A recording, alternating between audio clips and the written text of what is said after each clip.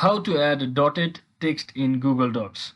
So hello guys, welcome back to my YouTube channel. In this quick tutorial, I'll be showing you how you can easily add a dotted text inside your Google Docs. So as you can see, I've already logged into my Google Docs account. So let me create a blank document for now so that I can show you from scratch. So once you're inside here, just click on this insert button over here and at the top, and just click on this drawing section and then just tap on new, select new.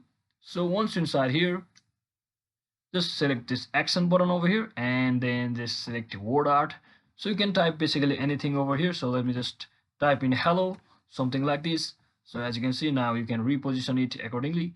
And now all you have to do is just click on this border dash and just select the dotted. So now you can see our text has been converted to dotted icon. So to increase its weight, you can just click on this border weight and select like this, and you can just like that increase its weight is just like that.